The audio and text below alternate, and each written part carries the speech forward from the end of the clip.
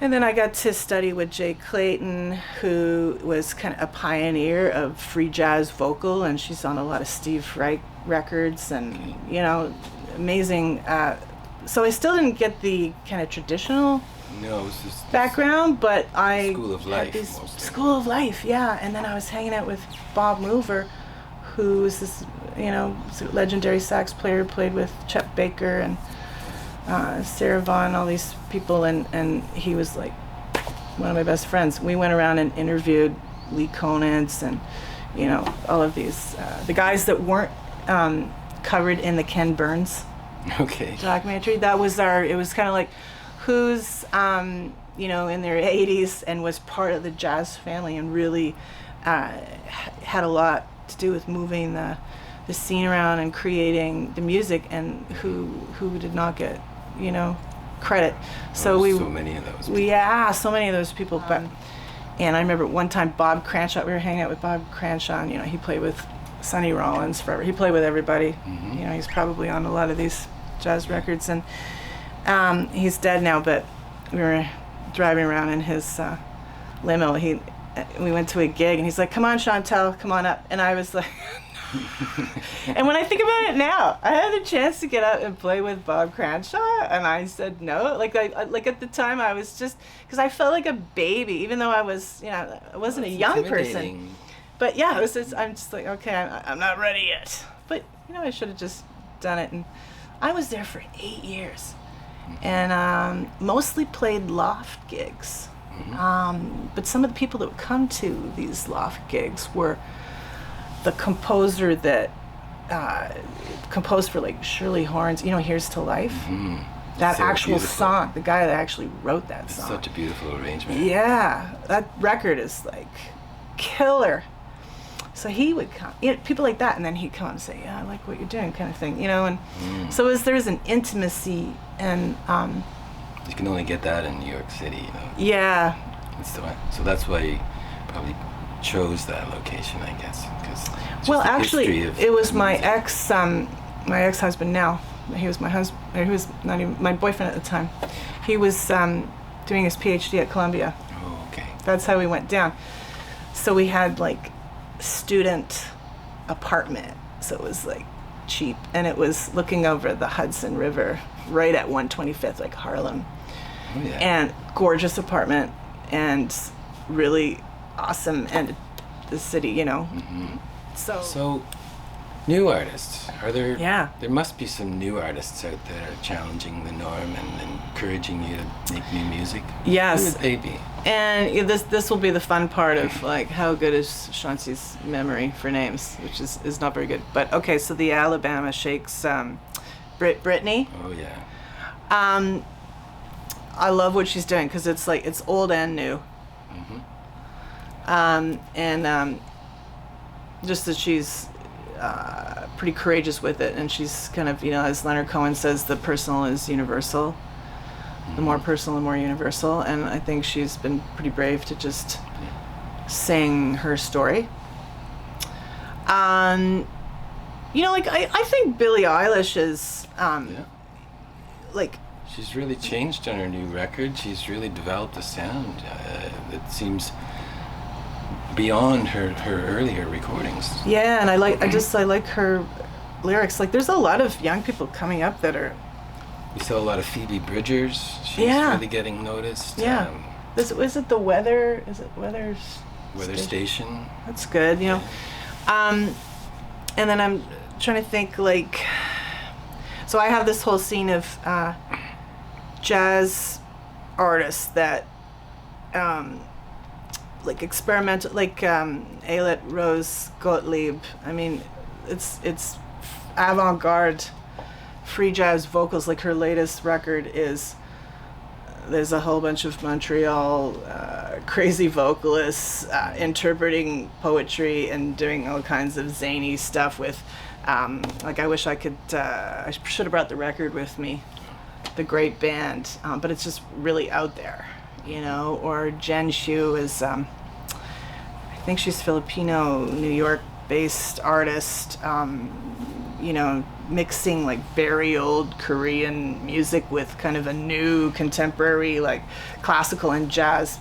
So like discovering like the Guelph Jazz Festival with this really contemporary stuff. It kind of anything goes as long as there's the narrative, like it's that you're feeling it, and it's and a lot of these people have been playing music forever, and they're really studied, and so they're kind of creating new sounds, and and there's all this new attitude about sound in general, like just what is sound, and that well, you can do so much with the studio and digitizing and working with computers. And you've already done the homogeneous kind of band thing where you work with live musicians and you're creating music.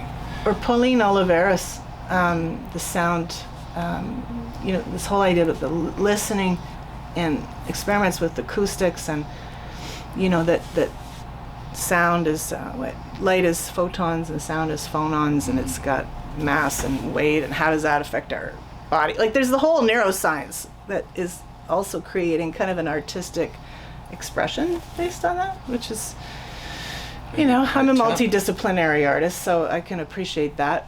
But then, with free jazz, like everything kind of comes down to the blues as well. So it's like blues is always kind of a base, I think, that for some reason. Well, it keeps them grounded, and then they can expand from there. Yeah. Sounds like you really like to be challenged. Well, I know. Sometimes I wonder. No pop music. Why? Well, the funny thing is, I love pop music. Like, I love to dance, although nobody dances anymore. I guess we're not really allowed to, but, I don't have anything against it. So I have no idea. Why am I...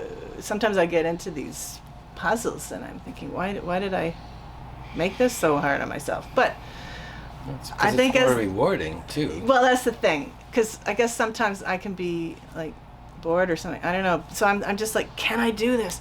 So lately I've been studying drums with Rich Bannard, and it wasn't really because I wanted to be challenged, although it's at the beginning it was challenging with your limbs with all the like polyrhythms and stuff, but then as you do it, it's a body thing. You just let yourself go. Yeah, but really, like when I first started doing it, it was I found a back door into sound again, because it wasn't about like, you vocally really you should know how to do these things by now. It was like, this is fresh. Plus, pulse is, I think, the basis of music. So I had this profound experience where I realized what drums are, and that it's like it's just life and everything, and it was kind of blowing my mind, and I got really like out there with it.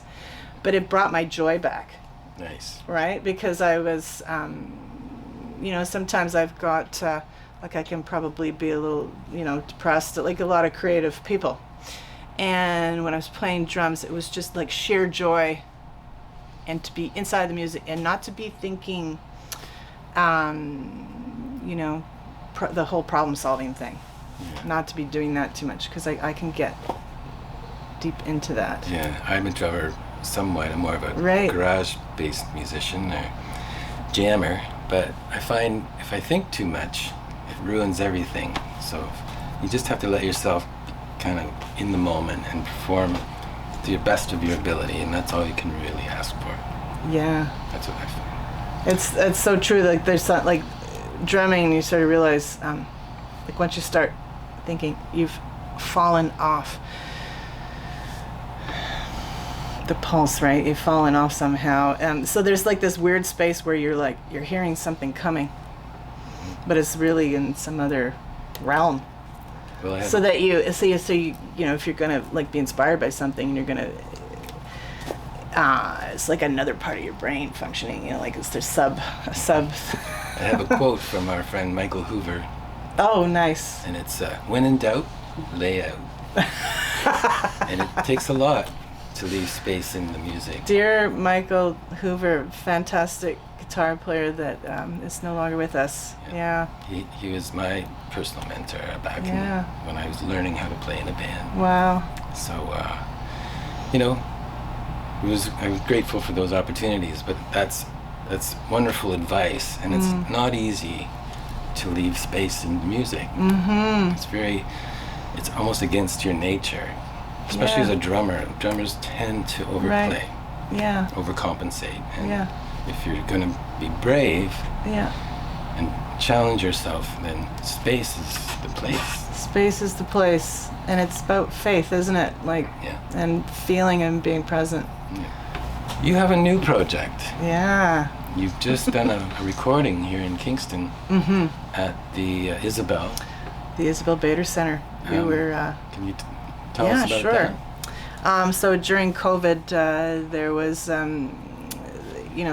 the city tried to support artists to keep working, and so the Bader had something called the Imagine grant, and I applied for it. And at first, it was just going to be an afternoon recording, and then somehow we managed to do like almost a little residency. Like we had some time to rehearse, because like some of the musicians, Michael Acapenti, George Kohler, great musicians, they live in Toronto, and because it was a lockdown, we didn't really rehearse. We couldn't, and I thought, well, how do we do this under those circumstances? So that's why I was thinking more of a free. I created some charts, but kind of open-ended, where we could do a lot of improvising. So there's a lot of improvising on the record, and then we had like 3 days to record, and Paul Morrison's on it as well, piano, and Rich Bannard.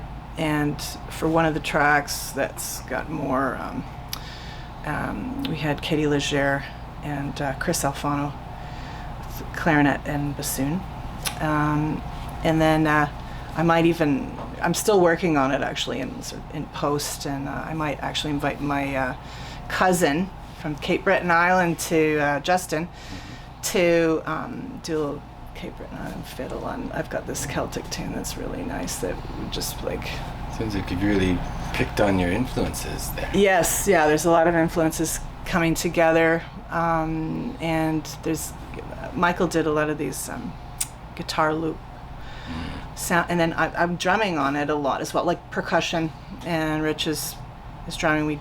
So there's actually these percussion pieces. We had Noah, and I can't remember his last name. He's like amazing with microphones. So we had all these little microphones picking up all the subtleties of. No, it's Noah Sullivan. He works with Aaron. Yeah, Noah. I think Noah Sullivan. And he was just so into getting the right microphones for all the various. We had found percussion, and so we do kind of like, I don't know if you know Pierre Favre. He's like a Swiss, I think, Swiss-French percussionist, and he does a lot of like free stuff, and he worked with Kenny Wheeler and all these people. But ECM, yeah, and so I wanted, and that was what I was going for, was because I was listening to, I love ECM. That's all. Yeah, I didn't talk about that. So like ECM, Keith Jarrett. Oh yeah, and Jan Garbic. Egberto Gismonti, and so I wanted something that kind of had that like the stuff with Kenny Wheeler, this landscape, sonic, but also with this kind of world sound with the percussion, and then where poetry, in the way that Norma Winstone can let poetry have its own music, that sort of thing. What a project. Alice Coltrane. What a project. Yeah. We can't wait to hear it. Yeah, there's a Bartok-inspired piece. Do you know when it might come out? No. Next year sometime? So in March we have planned to do most of the posts in Toronto with David Travers Smith. So I'm hoping it'll be done then. Yeah. All right. I want to thank you for coming. It's really been a joy speaking to you. Yeah, you too. And you have so much history and so much to say. I'm really grateful that you could be here today. Thank you, Gary. Thanks for inviting me. It's fun. You're welcome. Yeah, thanks. Aw. Thanks, Brett. Nice.